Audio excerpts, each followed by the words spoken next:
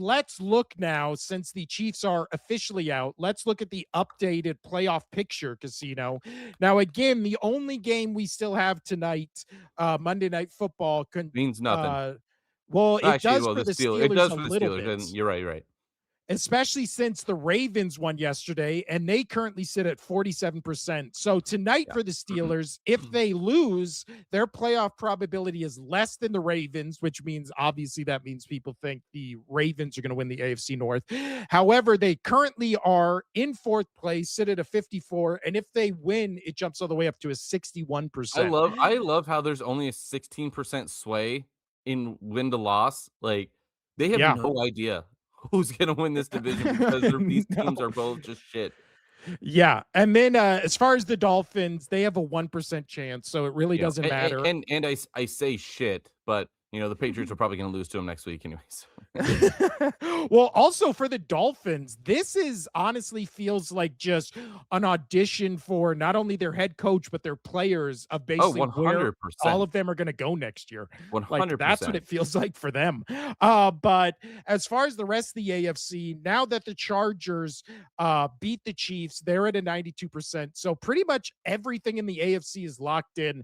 Colts, if they won yesterday, I believe they were like they would jump up to a 60 something percent chance Yeah, for them that to was a get huge last game for playoff them, spot. so that was a huge Yeah. game. So them losing basically knocks them out. So AFC looks pretty much set outside of whoever wins the AFC North. And But who will sit in the 4 seed, yeah. yeah, and then we see it right here. Yeah, the Broncos, Broncos they're gonna now, get the AFC number 1 overall seed.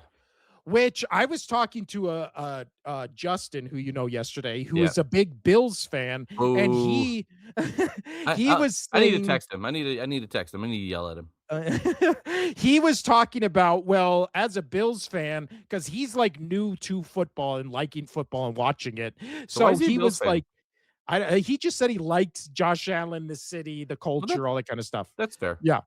But he was saying, so as a Bills fan, who should I not want to see in the playoffs, especially in the AFC side? And I was like, well, I mean, you don't, for as far as home field advantage, you don't want Denver or New England to have home field advantage. Like those two home fields are brutal for Yeah, like right. I mean, opposing teams. I know the Bills just went in and beat New England, but I mean, both of those games were exceptionally played by pretty much both. Like, they were really good. Yeah, New England blew that lead, but that's just Josh Allen going, nope, nope, I'm coming back and Yeah. being paid. As people said, this is why they paying him $60 million a year. Um, yeah, if one of those three don't make the Super Bowl, I will be shocked. But the Jaguars playing good. Trevor Lawrence is not turning over the ball as much. Good for him.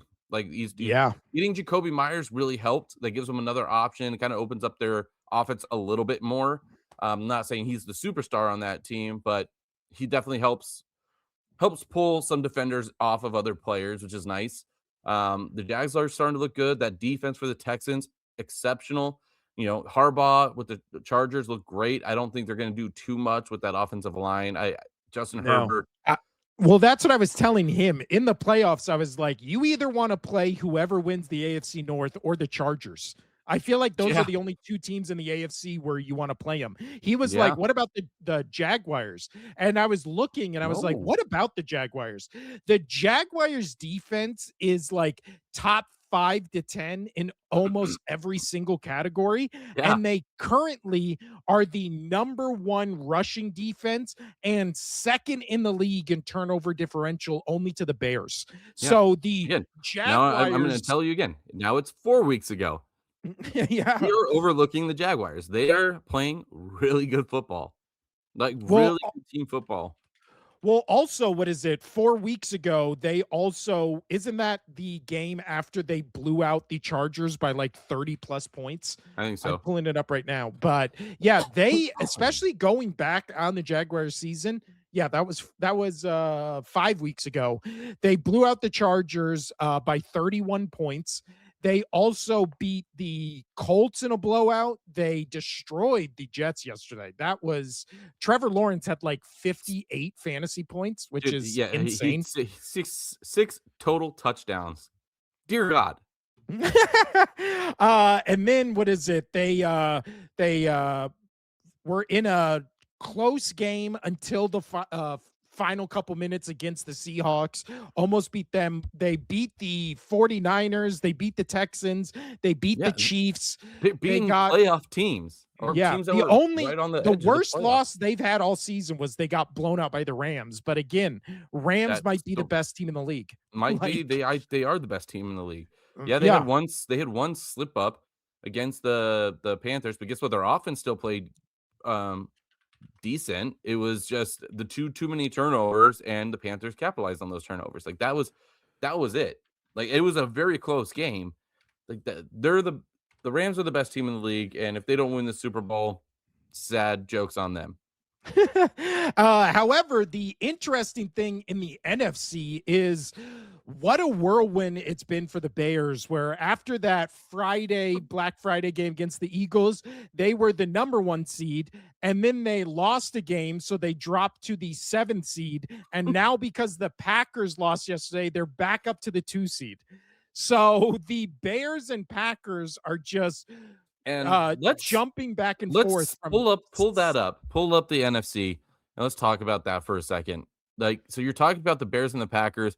My coworker who's a Bears fan, he's like, he's the same way as you and I. He's like, I don't want to see players get hurt, but he's like, God damn, that really helps the Bears going forward because now they yeah. have to go into Chicago to play. The Packers have to go into Chicago. Um, and with the Packers losing that game to the Broncos and the Bears beating the Browns, they're in control. They're in control. They go in, they win at home. It is their division. It's their division. And it's crazy though, the 74% chance to make the playoffs. He was talking about this. He's like, my Bears have a real good shot of not even making the playoffs. And Yeah. it's crazy that So, it is so congested over there in the NFC, man. well, the craziest thing is the Bears in the last 3 weeks play Packers, Lions, 49ers. So they don't have a gimme game on their schedule. They basically have to win out to, like your friend said, to make the Well, playoffs because, well, again, if they beat the Packers, if they beat the Packers this next go round, they can lose one of those other games. So they yeah, but can lose not to one. the Lions because if the Lions beat No, them but and they they could get the division though.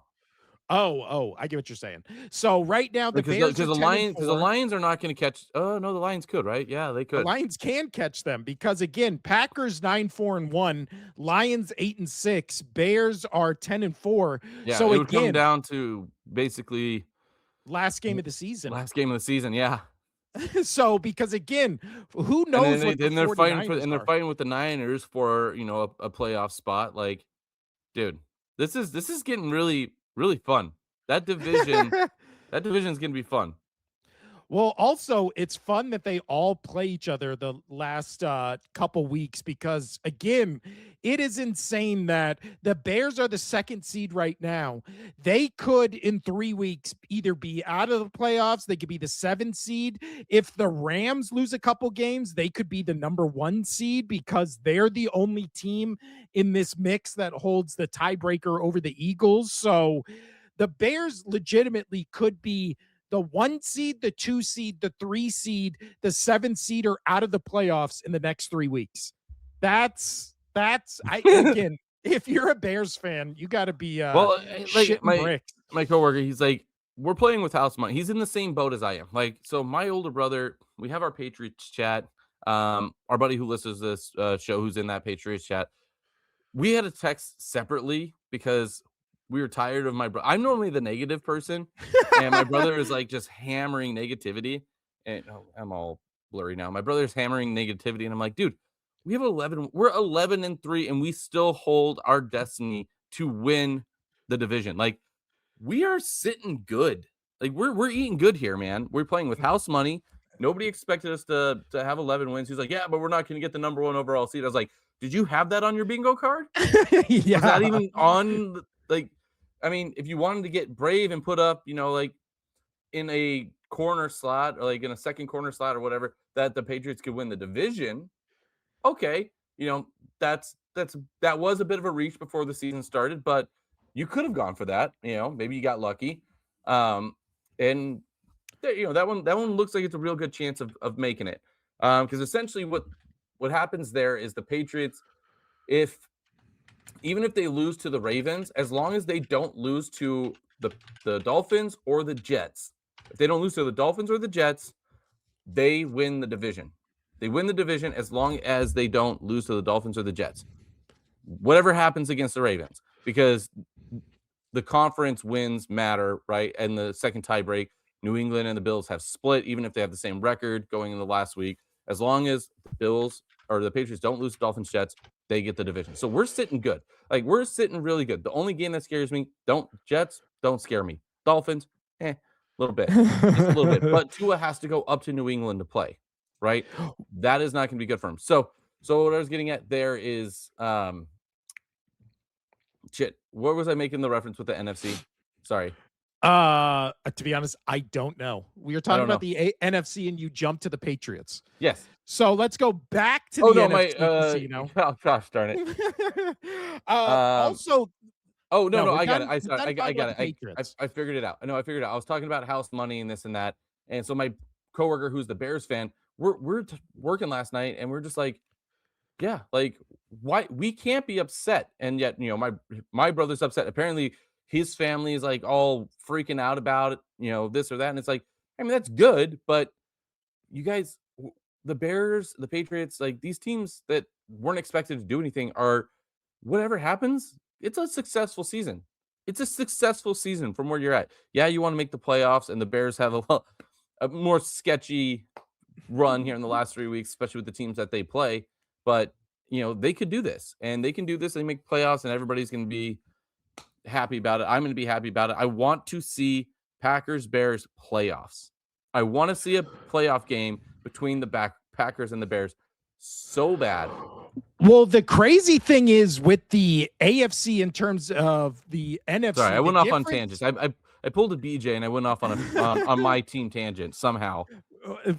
What is it? The difference between the AFC and the NFC is also in the NFC. The Rams are the number 1 seed right now, but the Seahawks and 49ers are also right there, where the Rams need to win basically their last 3 games to secure the number 1 spot, because if they lose and the Seahawks and 49ers win, the 49ers have already beat the Rams once this season. So if they finish with the same record, it's going to be one of those weird strength of schedule, number of opponents, all that kind of stuff. It goes to conference wins. So I'm not sure who has that in the bag. Let's see if there's tie-breaking procedures. Oh no, this just gives us the rules, not the actual who does it. So still, what it goes off, obviously, it's first, head to head, and then after that it goes to your division opponent wins, and then it goes to conference wins, and then a strength of schedule is, to my knowledge, on how that goes.